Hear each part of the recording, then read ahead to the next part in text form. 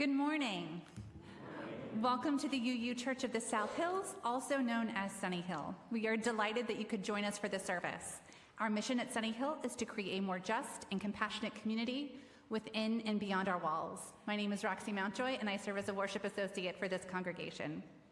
If you are a newcomer or a visitor to our congregation, please go to sunnyhill.org and click on the button that says New to Sunnyhill to receive more information about our congregation and to receive our weekly email newsletter, which you will then carefully read each week.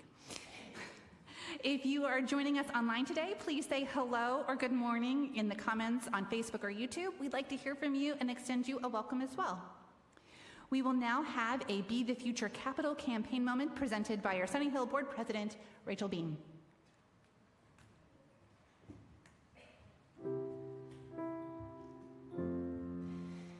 Thanks, Roxy. Good morning. As Roxy mentioned, for those I haven't met yet, my name is Rachel Beam, and I'm currently serving as the president of the board. The last time I spoke to the congregation about this campaign was in April when we voted to move forward, and I thought this would be a good time to reconnect with all of you. First off, I want to sincerely thank all of you from the bottom of my heart for your commitment to this process. Every pledge is important and meaningful, and I thank all of you who have taken the leap of faith to pledge your hard-earned money towards the betterment of this church.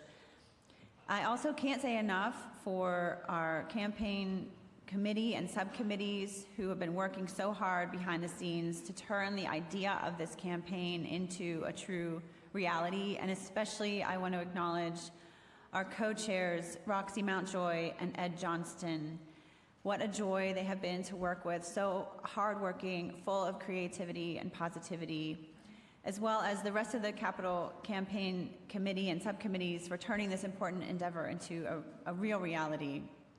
If you're getting tired of hearing about the Capital Campaign, I congratulate you because that means you've been paying attention.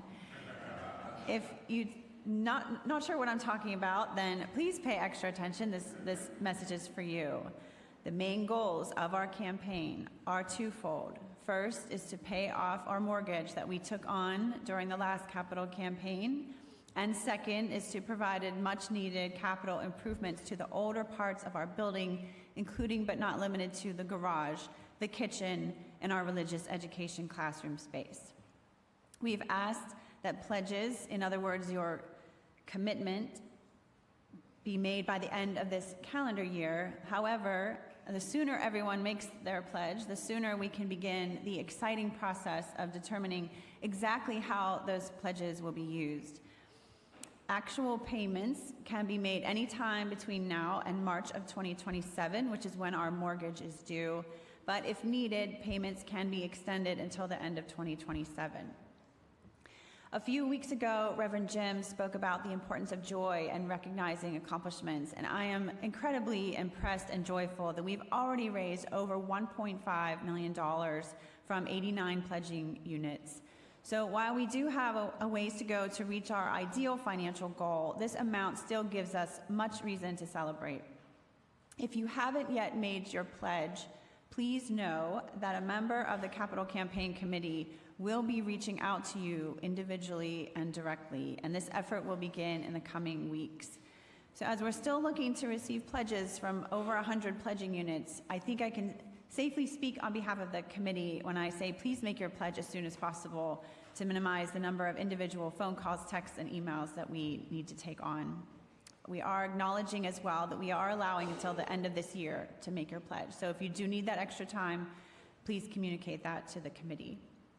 Lastly and importantly, I do want to remind everyone that the annual stewardship drive, also known as our canvas, to support our operating budget will begin shortly this fall. So don't forget, this is a completely separate pot of money from the capital campaign, and we do need everyone to continue supporting the operating budget of this church annually as you've done so generously in the past.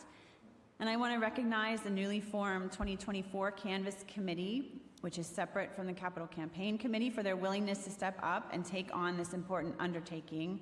And they are Tom Bussey, Barb Bussey, and Denny McCracken. If you speak to anyone from the 9 a.m. service and they mention other people's names, I got that incorrectly at the 9 a.m. service. So pay no attention to those names. The people on the committee are Tom Bussey, Barb Bussey, and Denny McCracken, and I apologize for my error earlier this morning. And we can look for them, for more information from them in the coming weeks. So thank you again for your attention and your commitment to Sunnyhill. If you have any questions, please reach out to me, the Capital Campaign Committee. Their dedicated email address is published in the Beat each week, or we have a table set up in the fellowship hall between and after services. Thank you so much.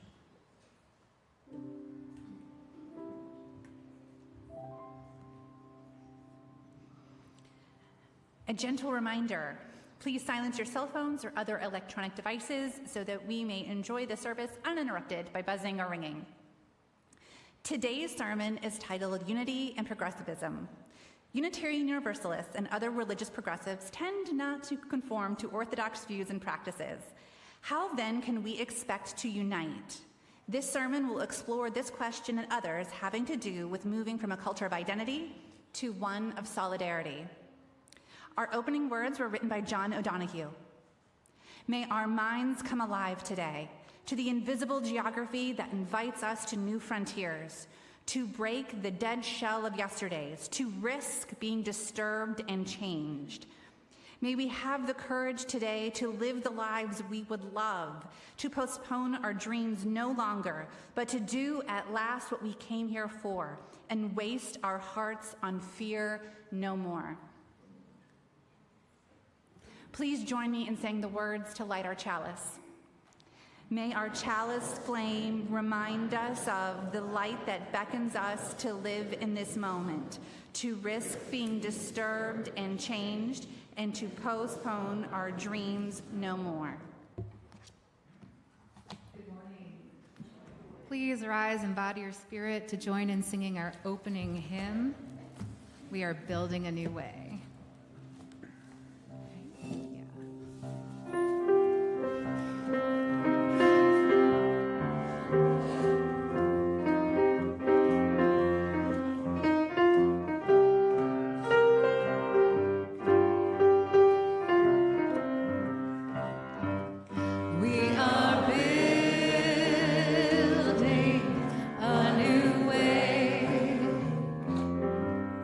We are building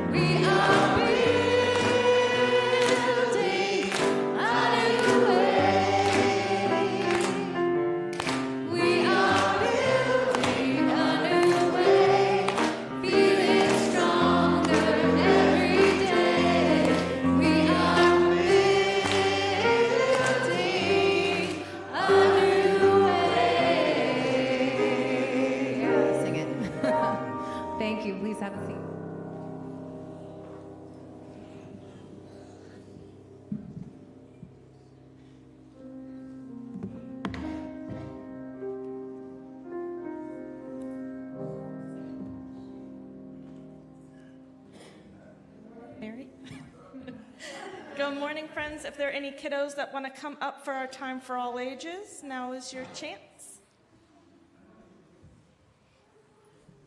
Sit right on here for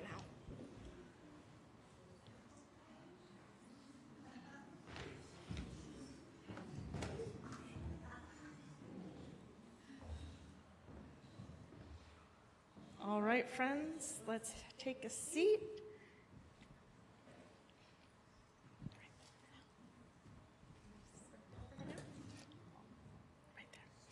All righty. This story is called The Big Umbrella. By the front door, there is an umbrella. It's big. It's a big, friendly umbrella. It loves to give shelter. It loves to gather people in. I think I have some friends who are going to gather in. Where's Ruth and Kaya? Come on. Let's get gathered in.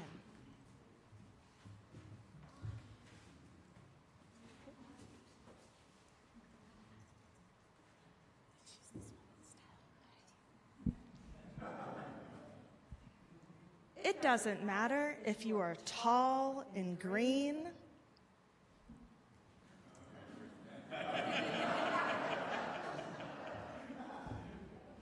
or small and pink. Closer that way.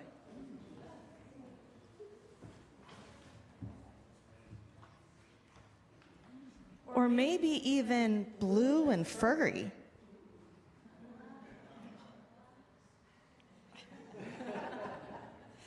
Liam, let's bring him over here. Get under the umbrella. There we go. There's room for all under our big umbrella.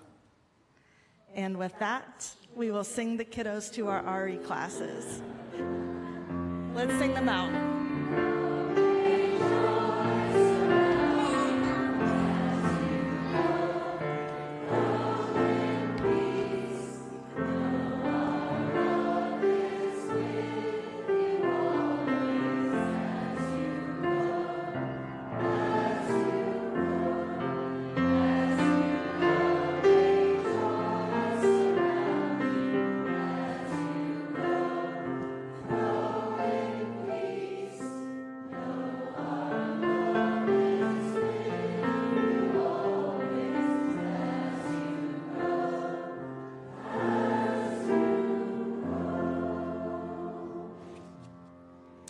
Good morning. I'm Janie Elliott. This is Corey Vipperman. And together with Pat Murray, Carol Slomsky, Tim Dawson, and Jen McLaughlin, we participated in Beloved Conversations, a study program for people seeking to embody racial justice as a spiritual practice. We started the first part of the program called Within, Unlearning for Liberation in the fall of 2020. Within is inwardly focused and is reinforced and deepened through reflective sharing within the group. The second part of Beloved Conversations, called Among, shifted our focus from personal to congregational. We talked about how anti-racism work currently happens here within Sunnyhill's walls and the challenge of bringing what we had learned to the congregation. We identified 4 areas where we wanted to focus our energy: education, policies, covenant, and community partners. In the spring of 2020, the Beloved Conversations team was commissioned by the congregation to further explore these goals. In January of this year, the board asked us to review the welcoming congregation statement in the bylaws. On the screen, there are a lot of words, and I lost my place. On the screen is the proposed text. This text was reviewed and passed by the board, but as it is a change to our bylaws, the congregation will vote in December to accept or not accept this text. There are posters on the table by the Racial Justice Library in Fellowship Hall that has both the current text and the proposed text, if you want to see them both. Let me just read this text. We commit to pursuing anti-racist, multicultural, and non-binary initiatives in all areas of congregational life, including membership, hiring practices, leadership, and worship. To further this commitment, members acknowledge that the white supremacy culture in America has allowed and continues to allow individuals who identify as white to gain social and economic advantage to the detriment of persons of color. Members agree to undertake honest inquiry, even when uncomfortable, to understand how institutional practices and policies perpetuate a white supremacy culture that continues to privilege those who identify as white. We recognize that this text may not be easy for some people. We made a conscious choice to use this language because we did not want to hide behind words that make us feel better. We wanted the words to be as bold and honest as we all need to be if we are to become the beloved community that Martin Luther King Jr. envisioned, a community in which racism, discrimination, bigotry, and prejudice will not be tolerated because human decency will not allow it.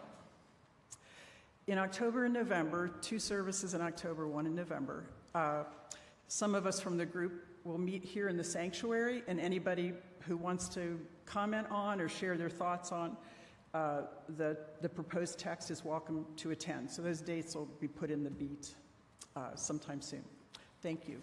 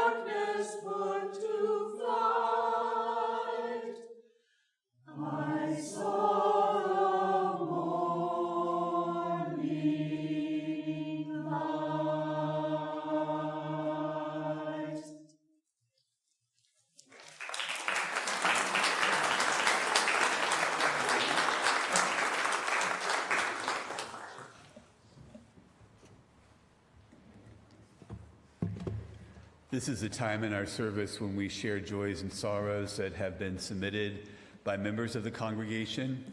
After each joy or sorrow that I share, please respond by saying, "We hold you in our hearts." A joy from Susan McCarthy, who says, "We did it. We as a congregation met the challenge of collecting and recycling 1,000 pounds of plastic. We will receive a free bench made from recycled plastic as a result. Thank you to all who brought in the plastic and to all the volunteers who collected it each Sunday over the past year, including the youth group and leaders, Stephanie and Duncan Hughes, Sheila Lee, and Aaron Marks, among others. We will no longer be collecting plastic at Sunnyhill." Sue says, "Let's continue to take care of our planet. Please recycle your plastic at locations listed in the beat." To everyone involved in this endeavor, we hold you in our hearts. A joy from Sarah Yord and Frank Quinn. Sarah and Frank joyfully welcome their beautiful grandson, Jacob Raymond Meir, on September 24th. Mom, Emma Yord, and baby are both healthy and at home with Dad, Alexander Meir. To Frank, Sarah, Emma, Alexander, and Jacob, we hold you in our hearts. A joy from Crawford and Lee Horn. They say, "We are thankful to learn that our son Graham, daughter-in-law Brianna, and granddaughter Mia are safe in Black Mountain, North Carolina, as the region deals with the devastation and loss of life associated with Hurricane Helene. We keep all of the folks in that part of the country in our thoughts and prayers." To everyone affected by the hurricane, we hold you in our hearts. As we sing our meditation, we invite anyone who feels moved to do so to come forward, light a candle, place it in the sand, and then return to your seats.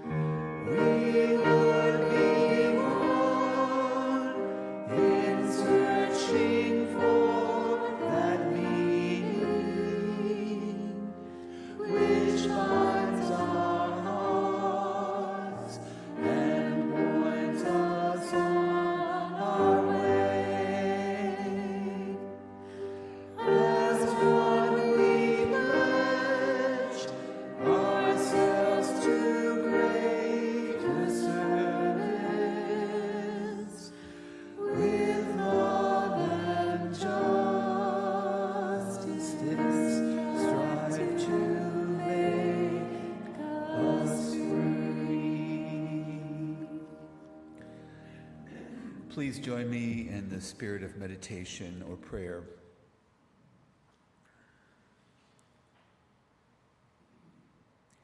We come to this hour filled with sorrows, filled with joys, filled with hopes, with anxieties, with fears, with dreams. We come to this hour afraid for the future of our planet, afraid for the future of our children, the future of our country, uncertain about what might happen next. We come to this hour with a deep longing, a longing for wisdom, for understanding, for community that helps and heals, that sings in our hearts a song that lingers, that gives us something to hold on to that is real and true.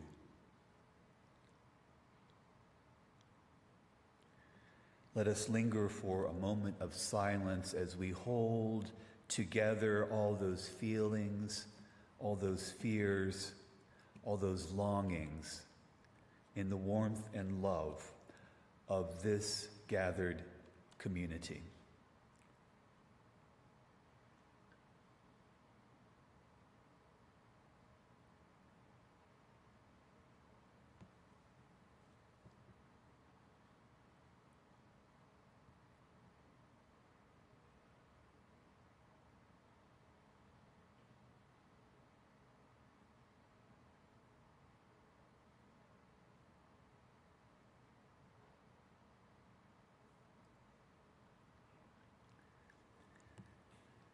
May we sing together a new hymn of goodness and mercy, that our souls might find something like peace, might find meaning and purpose, that we might find a way of living for each other that brings love and justice into our hearts, into our families, into our communities, and into our world.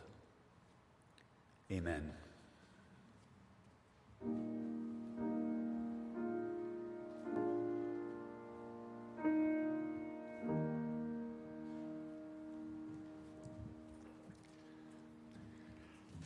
When I first started the process of becoming an ordained Unitarian Universalist minister some years ago, the thing that I dreaded most was the MFC interview, which is at the very end of this process. MFC stands for Ministerial Fellowship Committee. It's the group that determines whether a ministerial candidate is fit to become a minister. The MFC interview is the final hurdle that a prospective UU minister must clear before being ordained. During this interview, one must deliver a brief sermon and then spend about an hour answering any questions that the panel has to ask. And I do mean any and all questions.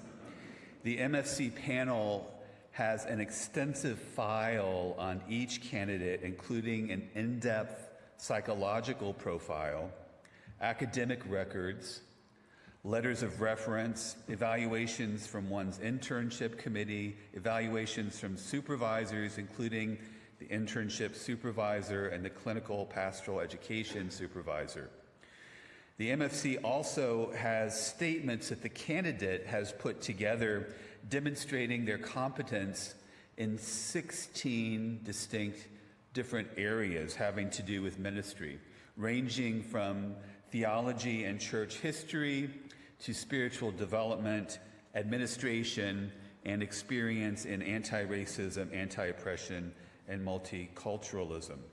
and they can quiz you with questions from any of these various areas.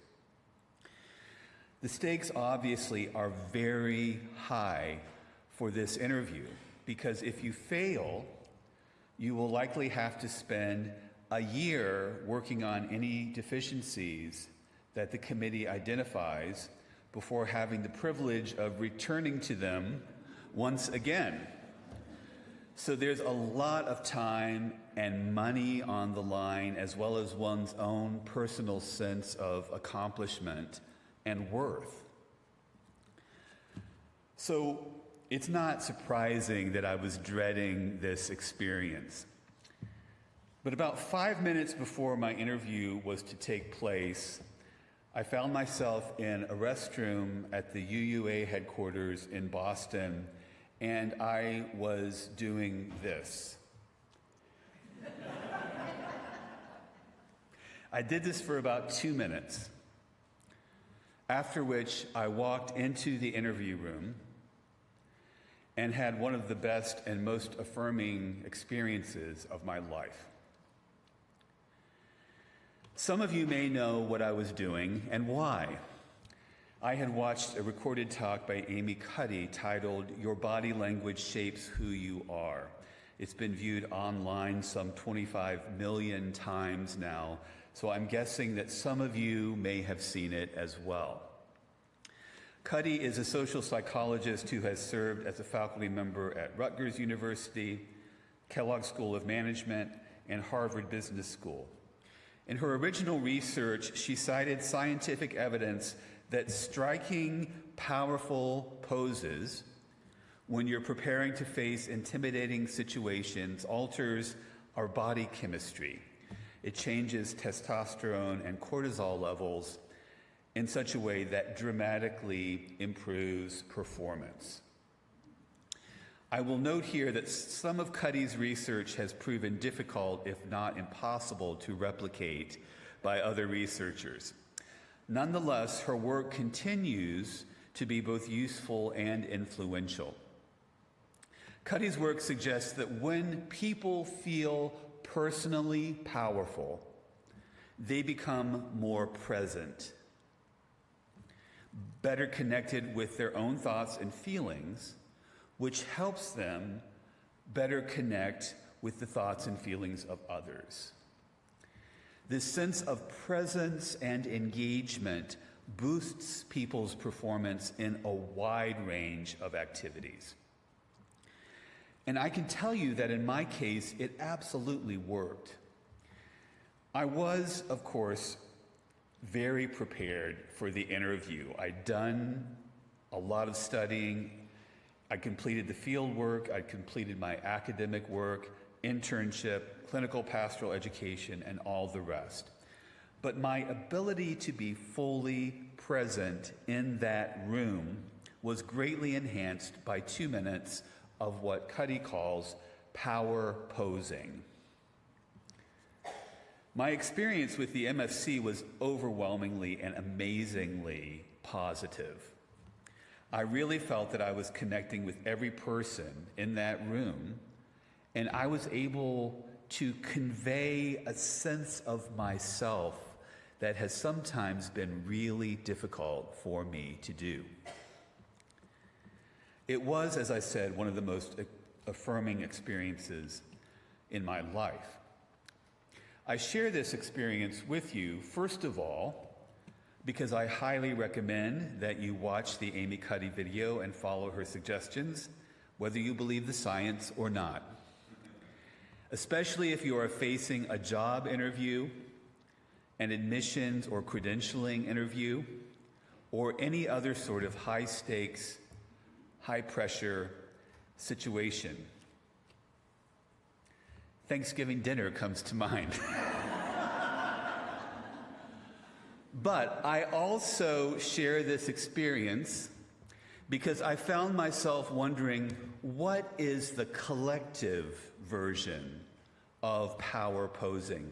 What is it that we as members of a religious community can do together that results in a similar feeling of being fully present and connected and empowered? What can we do together that is the group version of this? And I'll tell you why I was wondering about these particular questions. There's a tendency among religious liberals and among progressives in general to think of ourselves as being absolutely unique individuals. And this tendency toward uniqueness, this sense of being nonconformists, keeps us from being good at uniting with one another and with those beyond our circles as well. Some years ago, a study from a group of researchers at NYU concluded that people who identify as progressive underestimate their similarity to other progressives, whereas moderates and conservatives overestimate their similarity to other moderates and conservatives. That is to say, progressives and liberals emphasize uniqueness, creativity, and nonconformity, even in the face of a lot of sameness. Moderates and conservatives, by contrast, focus on similarity and commonality, even when very little may in fact exist. So it's little wonder that it's harder work to get a group of self-identified progressives to unite than it is to get a group of conservatives to do so. Part of the liberal DNA is that we're each unique and we don't conform to group norms. But of course, if we don't conform at least enough to band together, then what chance do we really have to make any meaningful impact in the larger world? And this is not just a political matter, it's a deeply spiritual matter. Richard Rohr, a Franciscan priest and author, has noted that spiritual teachers of all stripes have taught us that unity is not the same as uniformity.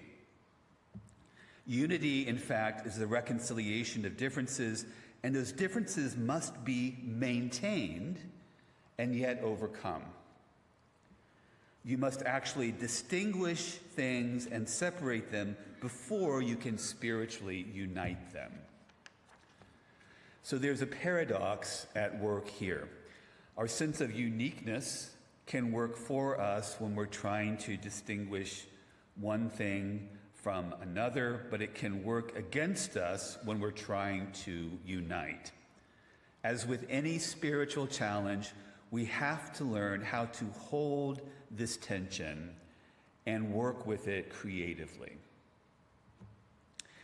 And what results when we do this kind of deep spiritual work is a shift from a culture of siloed identities to a culture of solidarity. A shift away from merely believing in or belonging to toward acting with. There are at least 3 ways I think we can start to make this change from a culture of separateness, of identity, to a culture of solidarity. And each of these is a form of group power posing. The first is to show up. Your physical presence at the church, at the rally, at the march, at the shelter, at the food pantry, really does make a difference. This is one of the great lessons of the civil rights movement. Simply bringing your body together with other bodies, whether it's in the church or in the street or in the jail, builds solidarity. A second way to make this shift is to know when to step up and when to step back. What's needed here is becoming more skillful at tempering our highly individualistic tendencies and working at discerning when it's important to be heard as an individual voice and when it's more important to let our voice blend in and rise up with others. And a third way of making the shift from a culture of separateness to one of solidarity is to sing like you mean it. There's a joke about Unitarians being such awful hymn singers because they're always looking ahead to the next line to see if they agree with it. What I'm saying is, please stop doing that. Lift your voices in song, not as an assent to a particular doctrine, but rather sing together, no matter what the words might be, because it is how we as human beings build solidarity and start to feel powerful together. It's how we prepare for difficult situations and trying journeys. In the book of Exodus, after the Israelites have escaped Pharaoh's army and crossed the Red Sea, we're told that Miriam, the prophetess, the sister of Aaron and Moses, took a tambourine in her hand, and all the women followed her with tambourines and dances, and Miriam called to them, "Sing to God," and the people sang. Let's think about that situation for a minute. Yes, God had parted the sea for the Israelites, but the way over must have been muddy and strewn with seaweed and debris. And they were running for their lives, fleeing the approaching army of Pharaoh and the chariots.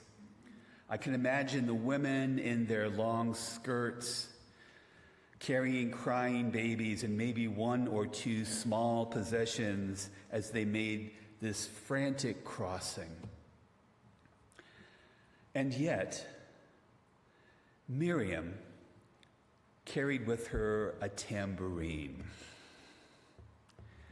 Wouldn't it really have made more sense to bring a jug of water or a change of clothes? But instead, she chose a tambourine, and with it, she led the people in dancing and in singing, because Miriam knew that the Israelites had a long and difficult journey ahead of them. She knew that if they were to have any chance of uniting as a people and making it to the promised land, they must learn to put aside their individual concerns and complaints and together learn how to lift their voices into song and their bodies into dance.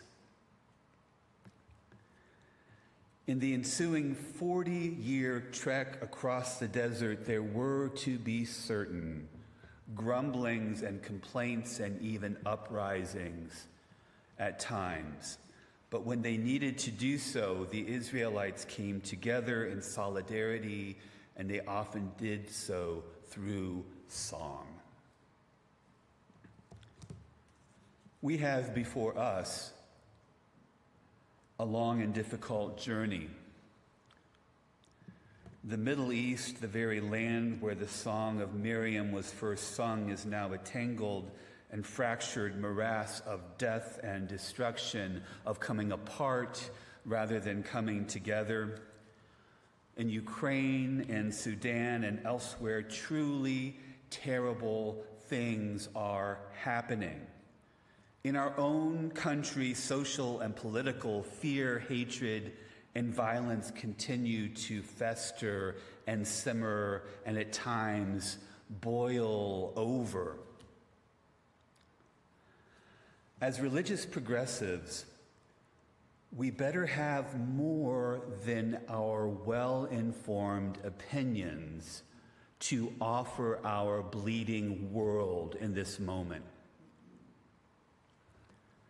If we are to have any real chance of making a difference for the better, we must learn to rise and act in solidarity with our siblings, cousins, and neighbors here and everywhere. Everyone who experiences pain, everyone who knows suffering, everyone who holds on to the shreds of hope in a sometime hopeless world. We start to build that solidarity each time we bring our bodies together, each time we learn when to step forward and when to step back, each time we lift our voices and our spirits together wholeheartedly in song.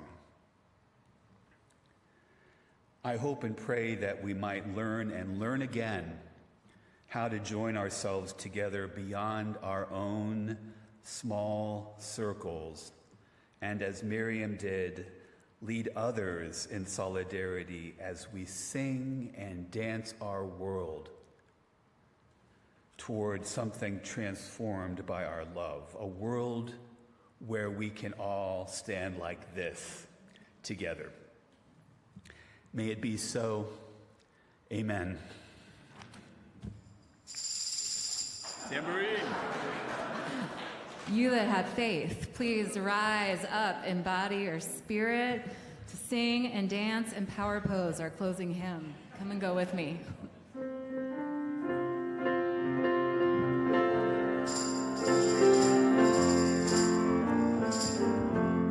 Come and go with me to that land. Come and go with me to that land.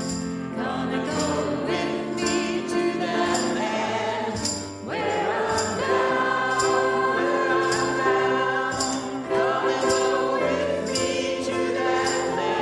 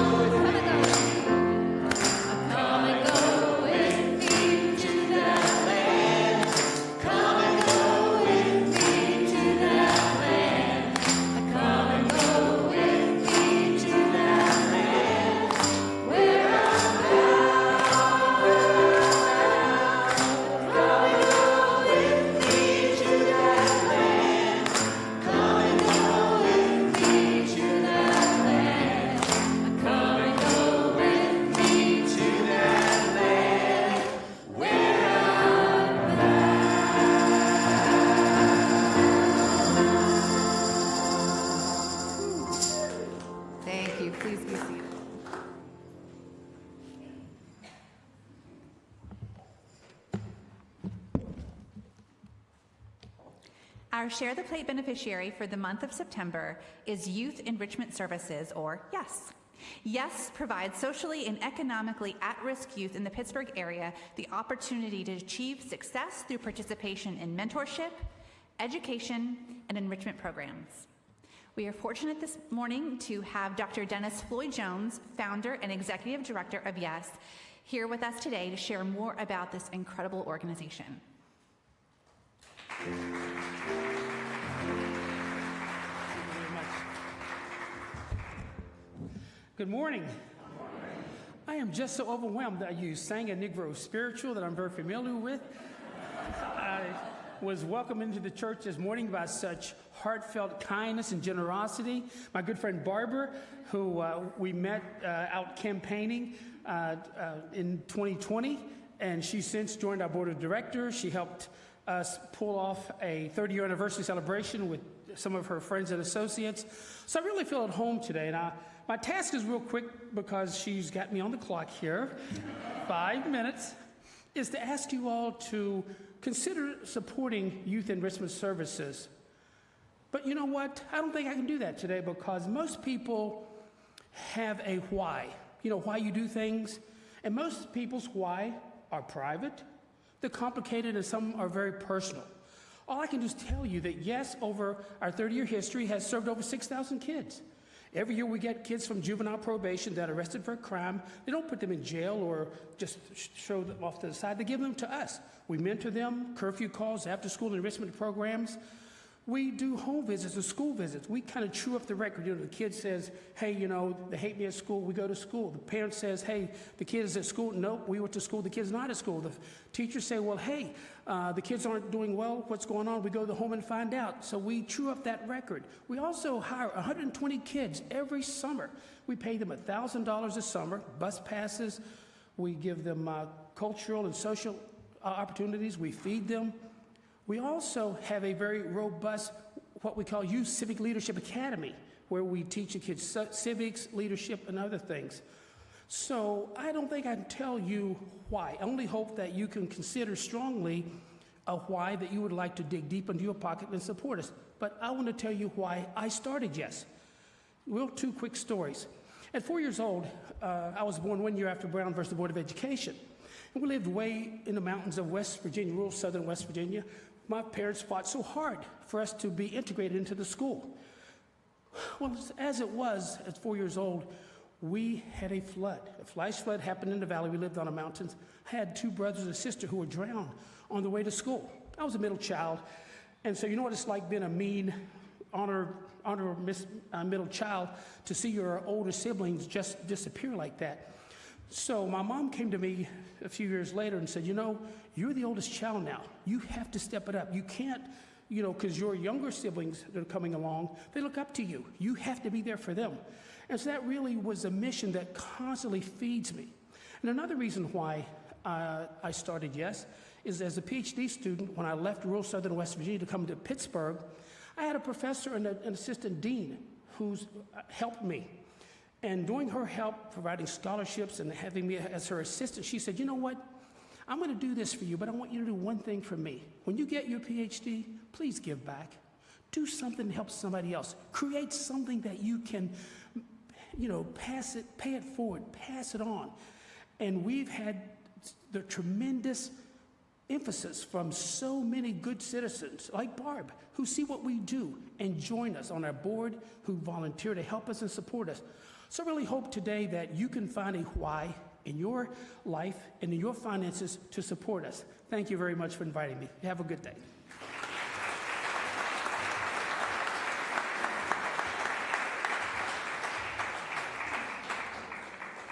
Thank you.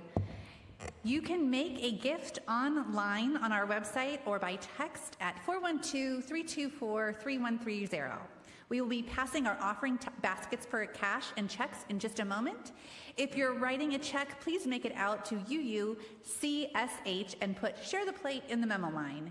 Thank you for your generosity.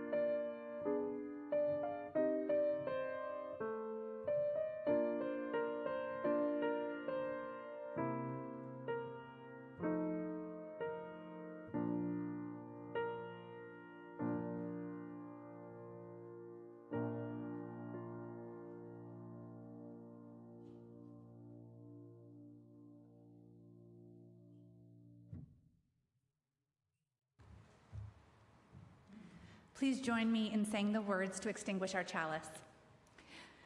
We extinguish this flame, but not the light of truth, the warmth of community, or the fire of commitment.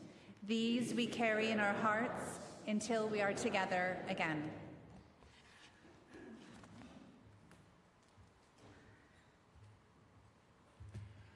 We'll close with these words.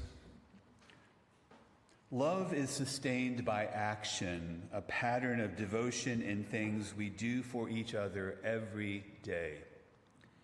May we discern this path and pattern of devotion and follow it in love, in service, and in solidarity with one another and with the great ocean of all life.